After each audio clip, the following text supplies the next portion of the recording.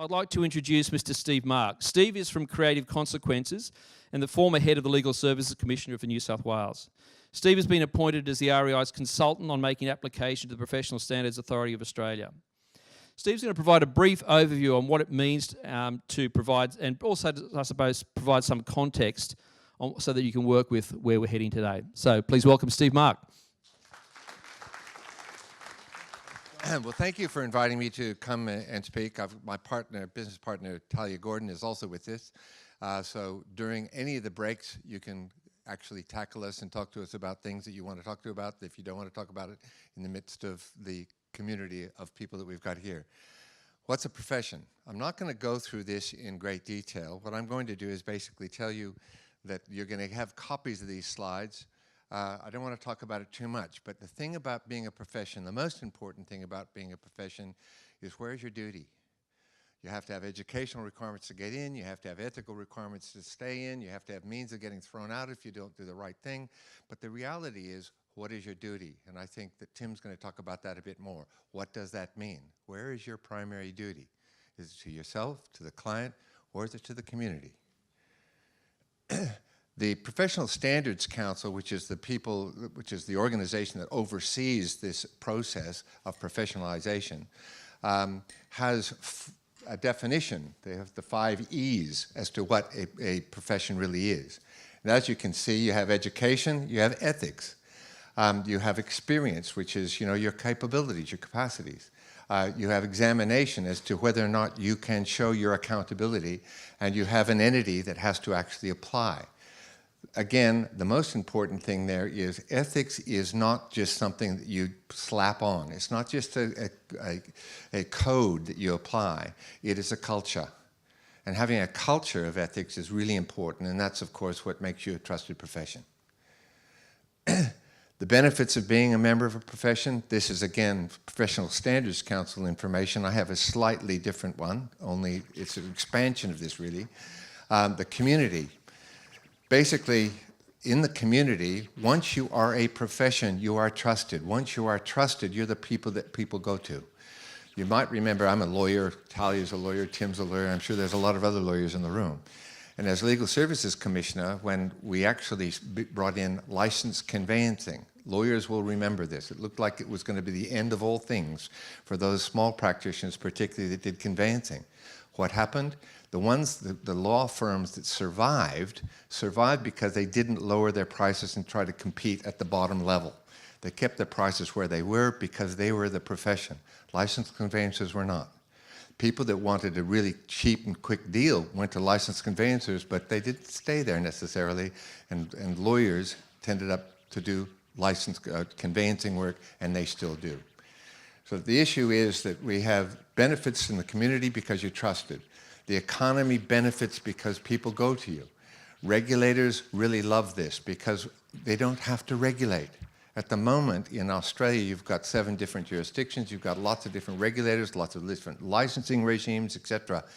In a sense, once you're a profession and you set your own standards and you become your own regulator, all of those things start withering on the vine because they're not needed. You will be setting a higher standard than any of the legislation sets, because your standard is going to be cultural, not legislative. And as a profession, you're actually happy to go and be trusted, but again, it's about your standing in the community. People trust you, people like real estate agents. Remember that commercial of the banks, where the banker goes to the barbecue and everybody laughs? Well, the same thing is true about real estate agents. You don't want people to laugh when you go to the barbecue. And this is one of the mechanisms to actually get beyond that. Professional standards schemes are very complex things. The professional standards schemes existed since 1994. Basically what they are is a mechanism by which there's a trade-off. Any organization or occupational group that becomes a profession through the scheme, and quite frankly, this is the only way an organization or an occupational group in Australia can become a recognized profession. You go through a professional standards scheme. The trade-off is you can show that as a profession you have trusted the community, you have all these mechanisms which protect the consumer, and the trade-off is you get a reduction in your professional standards PI insurance claims. You get a cap on that, and that's valuable. Far more valuable, of course, is your reputation. Scheme requirements. As you can see, this is very brief. The scheme requirements, actually, there's a guide that the Professional Standards Council produces. It's 100 pages long. It's a very complex process that can actually be broken down into bite-sized chunks. And that's the process that we're presently going through with the REIA. Whether the association is an occupational association, you have to have an occupational association. You have to have an occupational group that's going to be covered by the scheme. You have to then go through a process of determining what the history of claims, professional indemnity claims against the industry have been over 10 years.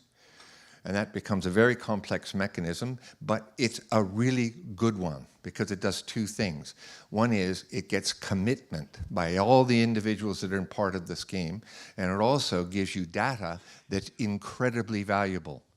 At the moment, when you go to insurance companies to get coverage for your agencies or whatever it is, they have all the data. They tell you what the cost is going to be. Once you have the data, you tell them. Not only do you get a benefit in terms of getting the data yourself, but it's a gold mine. It's so good for so many other things because the data that you get from insurance claims tells you where the problems are. Then all of a sudden, since you have to have CPD schemes and everything else, which you've already got bits and pieces of all of this, because you have to set your CPD scheme to actually address the problem. All of a sudden you know what the problem is. You're in control. It's nobody telling you what you have to do. It's you designing a process for the interest of the consumer and the community within which you work. And that's what being a profession is all about. Your primary duty is actually to the community. Yes, the project. The project that we're engaged with the REIA, and REI New South Wales, and Tim is the person that's, Tim in the back, is the one that's actually driving this, or he's the officer driving it. He's not personally driving it. And we work closely with Tim and John. The issue will be, we've got 2 or 4 phases of this project. We've actually kind of mixed them up because we finished phase 1. We've got an occupational association. We defined an occupational group.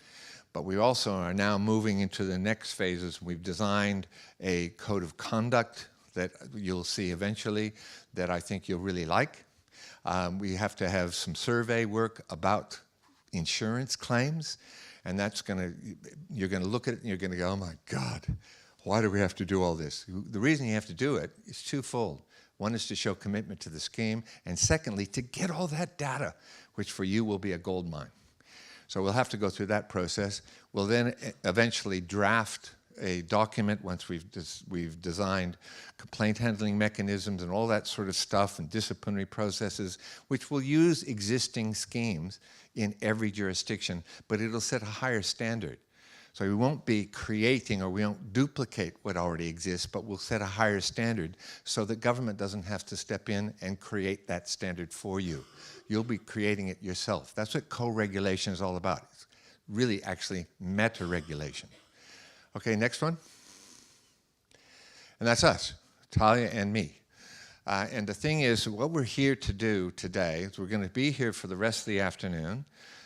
Any questions, and there will be a million questions, and if there isn't, I would be very disappointed.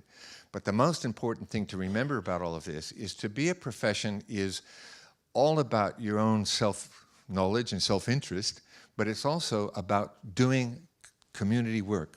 Having your primary duty to the community is so important. And it's all about culture. Change culture and you change everything. Anyway, that's all I have to say today, and I'm sure there'll be questions later. Great. Thank you very much.